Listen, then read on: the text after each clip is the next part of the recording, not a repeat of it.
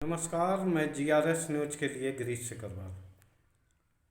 आज के ब्लॉग में मैं बात करूंगा आम आदमी पार्टी की, उन मनीष सिसोदिया की जो कि माननीय उच्चतम न्यायालय के बेल पर 17 महीने के बाद बाहर आए।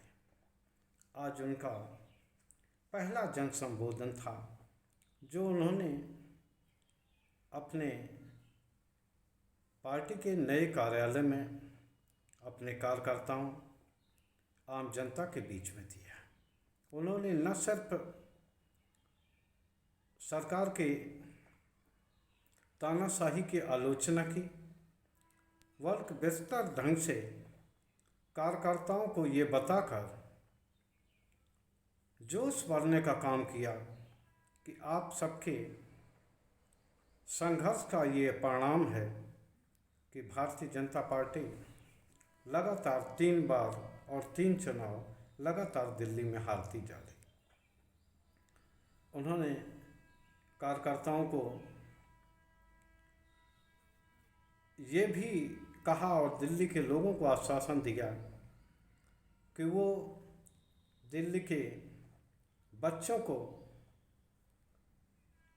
उनकी दशा एवं दशा सुधारने में कोई कोताही नहीं बरतेंगे।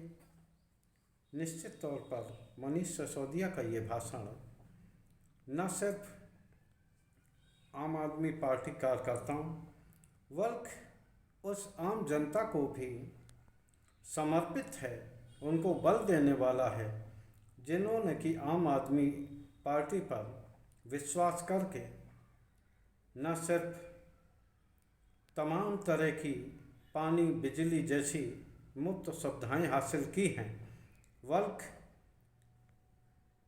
सरकारी बसों में भी महिलाओं को निःशुल्क यात्रा का लाभ मिला है। बच्चों के लिए निश्चित तौर पर आम आदमी पार्टी ने अच्छे प्रयास किए हैं। जो सरकारी स्कूल कभी अव्यवस्था के प्रतीक माने जाते थे, अब निश्चित तौर पर उन स्कूलों में पढ़ाई का माहौल बना है और व्यवस्थाएं भी काफ़ी उच्च स्तर की हो गई हैं। कई विद्यालय तो सरकारी ऐसे हैं जो कि निजी स्कूलों को भी मात देते दिखते हैं। खैर, मनीष सिसोदिया जमानत पर बाहर हैं। आज उन्होंने ये भी आशा जताई कि इस दल के कार्यकर्ता और प्रमुख सारथी अरविंद केजरीवाल भी शीघ्र ही जेल से बाहर आएंगे और वो जनता की सेवा करने में दूनी गति से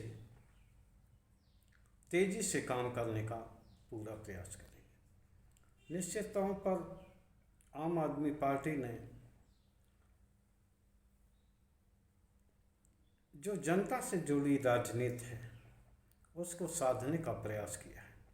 कार्यकर्ताओं में उनके तो जोश है ही, क्योंकि जो पार्टी समाप्रिय लगती थी, अरविंद केजरीवाल के जेल जाने के बाद, संजय सिंह के जेल जाने के बाद ये खतरा पैदा हो गया था कि आखिर ये पार्टी चलेगी कैसे।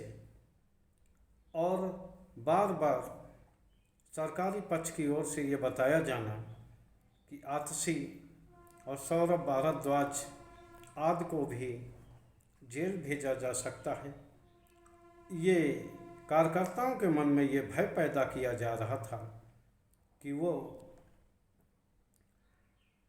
गलत दिशा में खड़े हैं और वो किसी तरह भारतीय जनता पार्टी के पाले में खड़े हों, नहीं तो ये पार्टी समाप्त प्राप्त होने वाली है।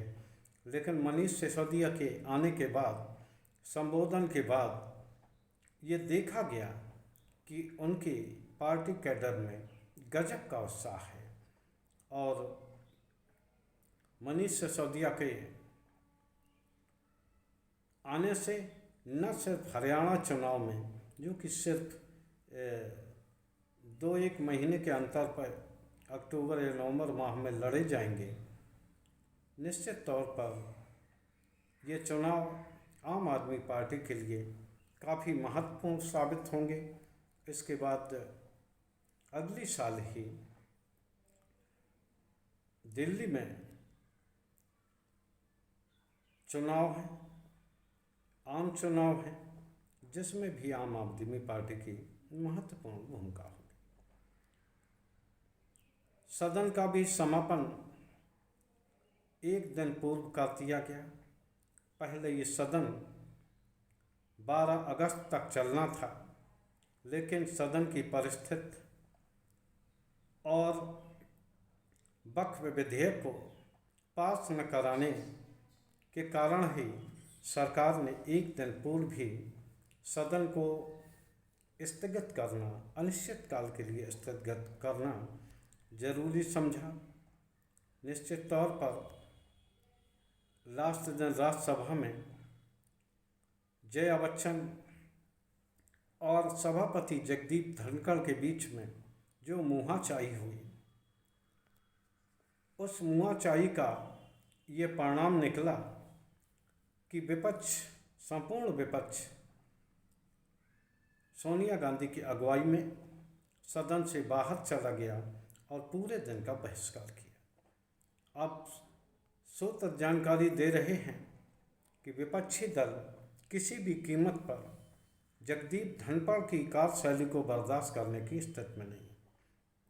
संकेत हैं कि उनके खिलाफ महाआयोग चलाने के लिए सांसदों के दस्तखत हो रहे हैं और जिसका नोटिस भी सदन को दे दिया गया है।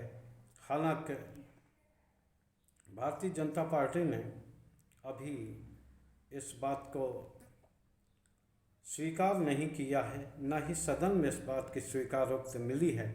लेकिन देर सवेर जब 50 सांसदों के दस्तखत होकर और वो लिखित रूप में सदन राज्यसभा में पेश किए जाएंगे, तो फिर मजबूरी होगी कि निश्चित तौर पर सदन उसे स्वीकार करे और उस पर चर्चा करे। निश्चित तौर पर ये पहली बार इतिहास में होगा जब सदन के सभापति के खिलाफ, खासकर अभी 3-4 दशकों का ये मेरा अनुभव रहा है कि कभी भी लोकसभा स्पीकर या राज्यसभा के स्पीकर के खिलाफ महाभियोग जैसी कार्रवाई नहीं हुई। जितना विपक्षी दल विगत 10 सालों में जिस प्रकार विपक्षी दलों ने इन लोकसभा स्पीकर या राज्यसभा के सभापति के खिलाफ भेदभाव के आरोप लगाए हैं, उतने आरोप संभवतः आज़ादी के काल के बाद लोकसभा के अध्यक्ष या सभापति पर नहीं लगे होंगे। निश्चित तौर पर अब ये देखने वाली बात होगी कि अगर महायोग की का स्वीकार होता है तो निश्चित तौर पर मेरा तो ये मानना रहेगा कि प्रधानमंत्री इस बारे में पहल करें, क्योंकि अगर महाभियोग की बहस होगी तो निश्चित तौर पर वो बातें भी उखड़ेंगी जो कि जगदीप धनखड़ ने ऑफ द रिकॉर्ड बोली होंगी, वो भी फिर रिकॉर्ड में आएंगी। क्योंकि जब कार्रवाई होगी, जो भी आरोप प्रत्यारोप पक्ष विपक्ष की ओर से लगेंगे तो उसमें कटौती नहीं होगी। जैसे कि अभी सरकार के फंसने पर जिस प्रकार विपक्ष के भाषणों का पर कैंची चलती है, कैंची नहीं चलेगी और उसमें वो बातें आएंगी, रिकॉर्ड में भी वो वर्षों के लिए संरक्षित हो जाएंगी जो कि छिपानी पड़ती हैं और सदन की कार्रवाई से निकालनी पड़ती हैं। लेकिन जब माननीयों के खिलाफ ही, जो कि इस सदन को नियंत्रित करते हैं, उनके खिलाफ ही जब अभियोग चलेगा तो निश्चित तौर पर वो सभी बातें बाहर आएंगी और उनका एक परमानेंट रिकॉर्ड बनेगा जो कि आगे आने वाले पीढ़ी के लिए भी ये संदेश देने वाला होगा कि किस प्रकार मोदी कार्यकाल में विपक्षी नेताओं के बोलने पर रोक लगाई गई, उनके माइक म्यूट किए गए और उनको निश्चित तौर पर ये परेशान करने का काम किया गया, उनको बोलने नहीं दिया गया। जो झगड़ा हुआ था जया बच्चन या जगदीप धनखड़ के मध्य, निश्चित तौर पर इसे सुलझाया जा सकता था, लेकिन जिस तरह सत्ता पक्ष विपक्ष के निंदा प्रस्ताव में लगा और विपक्ष ने भी धनखड़ की कार्यशैली के विरुद्ध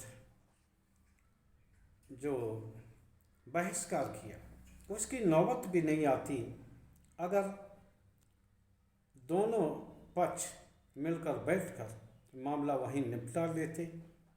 लेकिन कहते कि तनातनी रही और मामला आगे बढ़ा। अब प्रधानमंत्री को इस बारे में पहल करके विपक्ष की आवाज़ को सुनना भी चाहिए और ऐसा कोई निर्णय लेना चाहिए कि जिससे संसदीय लोकतंत्र जिंदा रहे और इतनी तलखी न बढ़े कि सरकार कोई जनहित का विधेयक पारित कराने में असफल हो जाए, जिस प्रकार वो अभी हाल में ही वक्फ संशोधन विधेयक को अपने दम पर पारित नहीं करा पाई। आज के ब्लॉग में बस इतना ही। जय हिंद, जय भारत। ये जो हमारा ब्लॉग है ये आप शुरू से अंत तक देखा करें। वैसे आप लोगों का प्यार हमको अधिकांश मिलता है। कमेंट भी आप कमेंट बॉक्स में करें, जिससे कि हमें पता लग सके कि आखिर आपको किस तरह की कंटेंट पसंद है और हमारी कंटेंट में किस तरह की कमी है। आपके इसी सुझाव और प्यार के लिए आप सभी को साधुवाद। जय हिंद, जय भारत।